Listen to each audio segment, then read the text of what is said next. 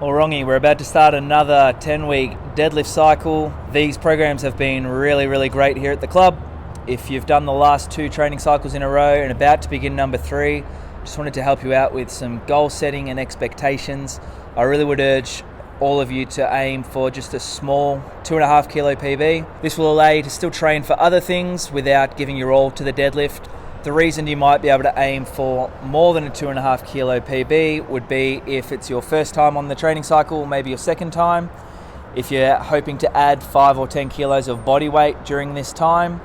If you are really focusing on your nutrition, sleep and mindset to an extent where it is like the number one priority in your life, then you'll be able to see more than a 2.5 kilo increase. If you know that your last testing day wasn't a great day for you, or the last training cycle wasn't fantastic, like you didn't give it everything or you missed a couple sessions, then maybe you can aim for more than 2.5 kilos. But for the most part, start back at week 1 and just add 2.5 kilos to where you started last time, and then just follow that the whole way through. Don't be scared to listen to your body. Some weeks, so let's say up to week 3, the 5x5, and you're supposed to hit 152.5 kilos because last time you hit 150 and it's just not feeling good. Don't be scared to go 140 or 145. Do the reps at the percentage that you can do. What I'm trying to say is 80% should have a certain look to it. If you've done a few cycles by now, if you've seen other people training in the club or myself training, 80% should look a certain way, and it's not the weight on the bar that we're looking for. So don't be married to your percentages, don't be married to your numbers. Obviously, it's a great feeling to come in and tick off your goals, tick off the numbers that you're supposed to hit, and most of the time you will. If there's stuff going on in your life, stress, bad eating, crappy thoughts, crappy movement, if you compound that week after week after week, you're just not going to get a big PB or a PB at all.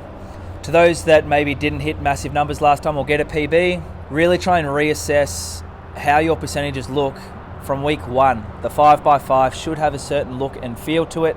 If you're unsure what that looks and feels like, come speak to me. Nothing's supposed to be grinding out from week 1 onwards. We're not grinding reps. The grinding can be the 3rd set of the 3x3, the last rep of the 2x2.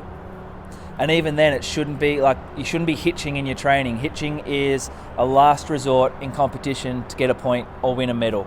It's the only time we want to train hitching or perform hitching, okay? If you are doing your 3rd cycle now in a row, sometimes the accessory work is going to have to change in order to instill growth.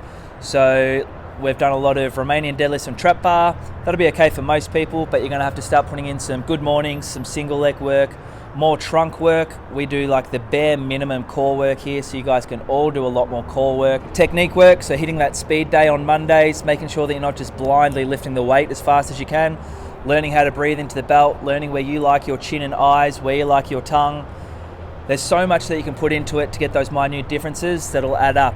If you're just adding 2.5 kilos to your 5x5 and focusing on your feet, your breathing, your hand position, over 25 reps in that session, and over week after week after week, that shit all builds up. So don't look at it as just a 2.5 kilo increase. You're doing that 25 times in one session. If you're doing the speed days, that's another 24 to 30 reps where you get to practice something. That shit compounds and adds up week after week, year after year. If you only get a 2.5 kilo PB on this cycle, that's fantastic because you're one step closer to the number that you want to hit eventually. Make sure you focus on your sleep and nutrition and your mindset. Come in with a goal, listen to your body, have big expectations as far as I'm going to get better, I'm going to be the best I can be, I'm going to fuel my body with the absolute best shit I can. But lower your expectations on hitting that 300 kilo deadlift or that 200 kilo deadlift at the end of this next training cycle. Aim slow, aim long term, and you'll smash it out.